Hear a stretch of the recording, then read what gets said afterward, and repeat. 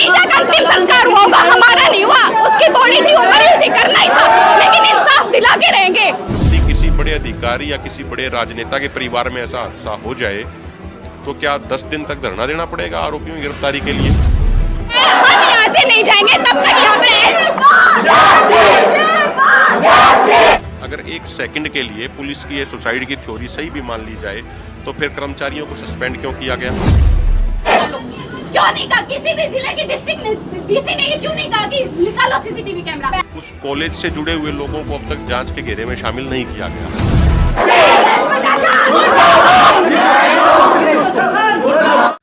दोस्तों, हरियाणा की मनीषा, उसके साथ ऐसी बर्बरता की जाती है जिसको देखकर सबके रोंगटे खड़े हो जाते हैं। जी हाँ दोस्तों, आज इस केस के बारे में मैं आपको पूरी डिटेल के साथ इस वीडियो के अंदर बताने जा रहा हूं कि अब इस केस में क्या होने जा रहा है और मनीषा के जो गुनाहगार हैं वो पकड़े गए हैं या नहीं।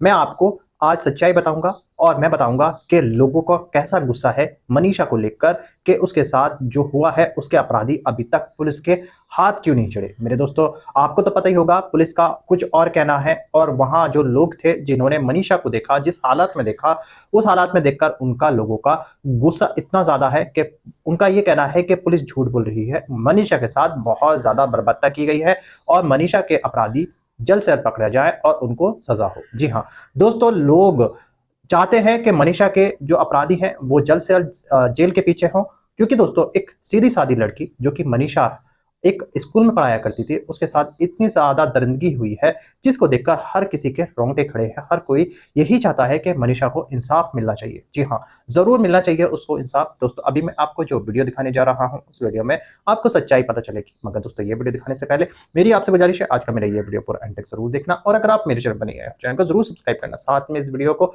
ज्यादा से ज्यादा लोगों में शेयर जरूर करना। चलिए दोस्तों, पहले आप ये वीडियो देखिए, फिर आकर मैं आपसे बात करता हूँ। देखो, मुझे लगता है कि इससे ज़्यादा बड़ी दुख और दुर्भाग्य की बात कोई और नहीं हो सकती कि न्याय लेने के लिए भी धरने प्रदर्शन करने पड़ रहे हैं।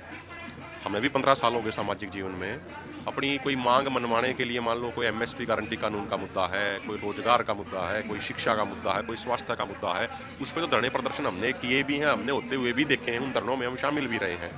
तो भाई हमें ये मांग चाहिए, इसलिए हम धरना प्रदर्शन कर रहे हैं। यहाँ पे तो न्याय लेने के लिए धरना प्रदर्शन करना पड़ रहा है। 8 दिन हो चुके हैं, आज 9वां दिन है। एक पीड़ित परिवार जिसकी 19 साल की गुड़िया, जिसकी एक नृशंस तरीके से हत्या कर दी जाती है, वो 9 दिन से सड़क पे बैठा है और सरकार प्रशासन कोई सुध नहीं ले रहा। तो मुझे लगता है कि इससे ज़्यादा दुख और दुर्भाग्य की बात कोई और नहीं हो सकती। और मेरा एक प्रश्न है, अगर ये मनीषा एक गरीब किसान मजदूर की बेटी ना होके अगर किसी बड़े अधिकारी या किसी बड़े राजनेता की बेटी होती तो उस समय भी क्या यही व्यवहार किया जाता? हम तो कहते हैं कि किसी भी बहन बेटी के साथ ऐसा नहीं होना चाहिए। हमारी तो परमात्मा से ये प्रार्थना है ऐसा किसी के साथ भी ना हो। लेकिन यदि किसी बड़े अधिकारी या किसी बड़े राजनेता के परिवार में ऐसा हादसा हो जाए तो क्या 10 दिन तक धरना देना पड़ेगा आरोपियों की गिरफ्तारी के लिए? क्या 10 दिन तक धरना देना पड़ेगा न्याय लेने के लिए? तो मुझे लगता है कि ये बड़े दुख की बात है और संवैधानिक तौर पर जो हमारा मूलभूत अधिकार है कि भाई न्याय मिलना चाहिए, उसके लिए भी धरना प्रदर्शन करना पड़ रहा है। इंटरनेट बंद कर दिया गया। ये इंटरनेट बंद पे हम आएंगे। पहले ये जिस तरह से घटना एक के बाद एक, जिस तरह से टाइमलाइन हम देख रहे हैं कि पहले परिवार रिपोर्ट कराने जाता है, फिर जिस तरह से पुलिस सुस्ती दिखाती है, फिर अचानक से वो शांत रहती है, कहती है कि आत्महत्या है, और फिर कई दिनों बाद वो कहती है कि उन्होंने सुसाइड नोट लिखा है, जो कि बहुत दिन बाद दिखाया जाता है। तो जिस तरह से पुलिस शुरुआती दौर से काम करते आ रही है, उसको आप कैसे देखते हैं? क्या ये शुरुआती दौर से ही पूरी लापरवाही इनके तौर पे चीज़ों को रख रहे हैं पुलिस, यहाँ की हरियाणा पुलिस? देखिए, पहले दिन से जो पुलिस की एक्टिविटी है, जो पुलिस का रवैया है, वो संदेह और शक के घेरे में है। जो हमें लोगों ने बताया कि भाई जब वो गुड़िया लापता हुई तो परिवार वाले लोग जब शिकायत दर्ज कराने गए तो वहाँ भी पुलिस प्रशासन का रवैया ठीक नहीं था। उसके बाद जब धरना लग गया और सैकड़ों हजारों लोग जुट गए यहाँ पे, तो प्रशासन चुप बैठा रहा। फिर कुछ पुलिस कर्मचारियों को सस्पेंड किया जाता है, एसपी का ट्रांसफ़र किया जाता है और फिर ये कह दिया गया कि भाई ये तो सुसाइड था और सुसाइड नोट बरामद करा दिया गया। हमारा ये कहना है कि अगर देखिए, पहली बात तो हमें इस सुसाइड की थ्योरी पे कतई विश्वास नहीं है। इस थ्योरी को हम आउटराइटली बिल्कुल रिजेक्ट करते हैं। लेकिन सवाल ये है कि अगर 1%, अगर 1 सेकंड के लिए पुलिस की ये सुसाइड की थ्योरी सही भी मान ली जाए तो फिर कर्मचारियों को सस्पेंड क्यों किया गया? फिर एसपी का ट्रांसफ़र क्यों किया गया? और देखो, हमने बहुत सारे केस देखे हैं सुसाइड के। जब कोई सल्फास खाता है या कोई जहर पीता है तो वो फर्श को भी अपने नाखूनों से खोद देता है, इतनी पीड़ा से गुजरना पड़ता है। तो अब सबसे बड़ा एक प्रश्न ये भी खड़ा होता है कि भाई मान लो कोई व्यक्ति अगर सुसाइड करेगा तो सुसाइड करके चल के कहीं खेत में जाके लेट जाएगा? क्या वो आराम से लेट जाएगा? ये सवाल खड़ा नहीं होता क्या? दूसरी बात ये कह रहे हैं कि भाई जानवरों ने शरीर नोच दिया, तो जानवरों ने हाथ क्यों नहीं नोचे? जानवरों ने पैर क्यों नहीं नोचे? जानवरों ने और कोई हिस्सा क्यों नहीं नोचा? जानवरों ने अगर जानवर नोचते तो कपड़े भी कहीं से फटते, खून भी आता, कुछ होता। तो ये जो पूरा एक कहानी बनाई जा रही है, सुसाइड की जो एक थ्योरी बनाई जा रही है, मुझे लगता है कि इसमें 1% भी सच नहीं है। ये पूरी एक मनगढ़ंत कहानी बनाई गई है प्रशासन द्वारा, और इसमें कोई ना कोई बड़ा आदमी इन्वॉल्व है। इसीलिए 9 दिन हो चुके हैं, कोई कार्रवाई नहीं हो रही। अदरवाइज अगर पुलिस चाहे सच में तो वो धरती के नीचे से भी किसी को निकाल के ला सकती है, ऐसा उनके पास पूरा सिस्टम होता है। जो बड़ा आदमी की बात कर रहे हैं सर आप, मैं पिछले कई घंटों से यहाँ पे घूम रहा हूँ, लोगों से, आम लोगों से बात कर रहा हूँ। सभी लोगों ने 2 चीज़ जो कोट किया है उसे आप अनकोट कीजिएगा। कि पहला कि ये जो कॉलेज की बात हो रही है, उस कॉलेज से जुड़े हुए जो लोग हैं वो बहुत सीनियर हैं, सरकार से जुड़े हुए व्यक्ति हैं, उनका यह कॉलेज है, और पहले भी इस इलाके में और भी कई घटनाएं हो चुकी हैं। दूसरा कि जिस तरह से पुलिस का अपना रवैया रहा है और चीज़ों को दिखाने का, कि बार बार कहने के बाद भी चीज़ें जिस तरह से डिले हुई हैं, और अभी कहा जा रहा है, फिर परिवार द्वारा बताया गया कि उन पे दबाव बनाया जा रहा है। तो ये दोनों चीज़ को आप कैसे देख रहे हैं कि जिस तरह से ये कॉलेज वाला मामला है और बड़े लोगों को जुड़ने वाला मामला है? देखो, कोई भी केस होता है, कोई एक साधारण केस भी होता है, ये तो एक बहुत नृशंस तरीके से हत्या करी गई है। पूरे हरियाणा की निगाहें इस पे टिकी हुई हैं, पूरा हरियाणा न्याय की लड़ाई में साथ है और चाहता है इस पीड़ित परिवार को न्याय मिले।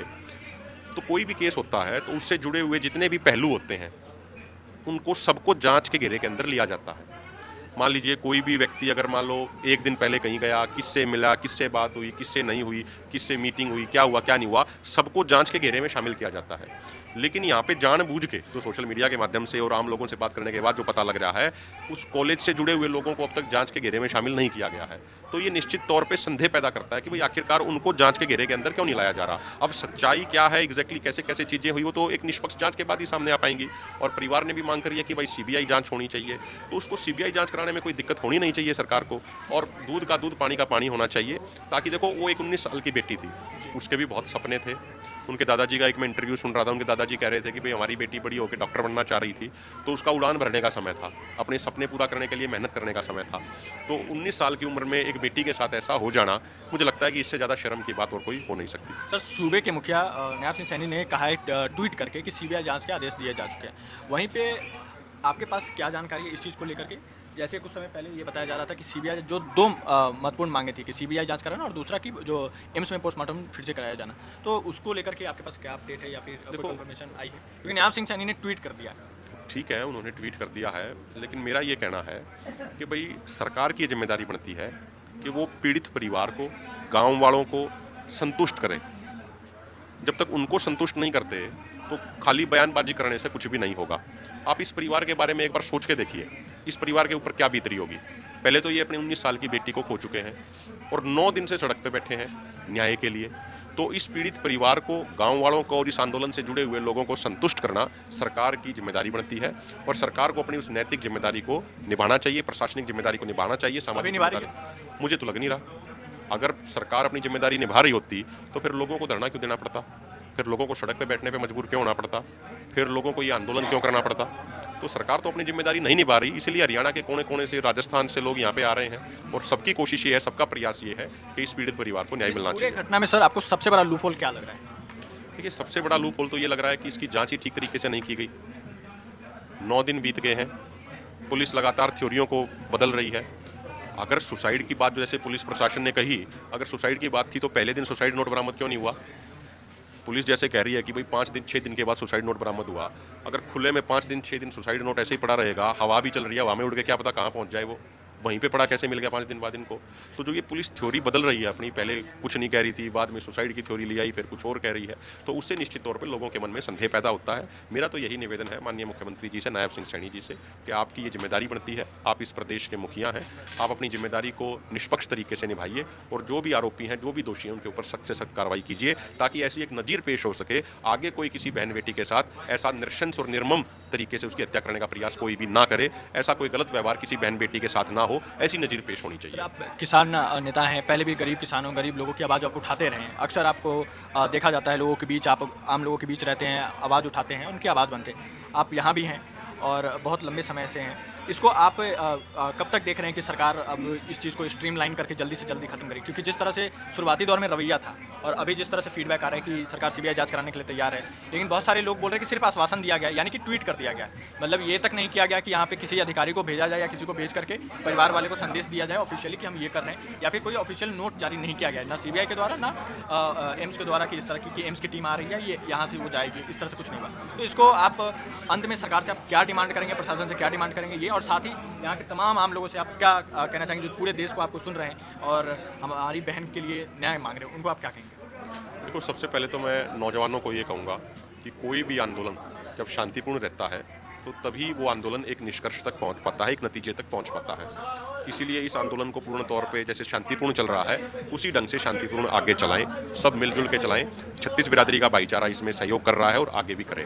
दूसरी बात मेरा ये कहना है कि सोशल मीडिया के माध्यम से आप जैसे जो यूट्यूबर्स जो चैनल चला रहे हैं, जो पत्रकार भाई हैं, उनके माध्यम से जो पूरे आंदोलन की आवाज़, इस धरने प्रदर्शन की आवाज़ पूरे देश के कोने कोने में जहाँ तक पहुँच पा रही है, वहाँ पर लोग अपनी अपनी जगहों पर बहन मनीषा के हक में अपने कार्यक्रम करें, शांतिपूर्ण तरीके से कैंडल मार्च करें, कोई ज्ञापन दें या कुछ भी करें, जो भी कमेटी कहे या जो परिवार कहे, या इसके अलावा स्वयं संज्ञान लेते हुए जो उनका मन करे शांतिपूर्ण तरीके से अपने कार्यक्रम करें, ताकि सरकार को ये संदेश स्पष्ट तौर पे पहुंचे कि ये एक जिले तक या एक प्रदेश तक सीमित कोई मुद्दा नहीं है, ये मुद्दा पूरे देश के अंदर फैलता जा रहा है।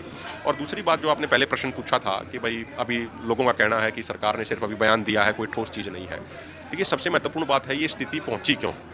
पहले तो जो राजनेता या पहले जो सरकार में लोग होते थे, अगर वो कोई बयान दे देते थे तो वो पत्थर की लकीर होता था। लेकिन हम पिछले कुछ समय से देख रहे हैं, चाहे किसी भी पार्टी की सरकार रही हो, जब लोगों का दबाव पड़ता है, जब जन दबाव होता है, तब तो सरकार में बैठे मंत्री अधिकारी बहुत कुछ कह देते हैं, लेकिन जैसे ही वो दबाव कम होता है उसके बाद 180 डिग्री का यूटर्न मार लेते हैं। इसी वजह से सरकार और समाज के बीच में आज एक बहुत गहरी अविश्वास की खाई बन चुकी है।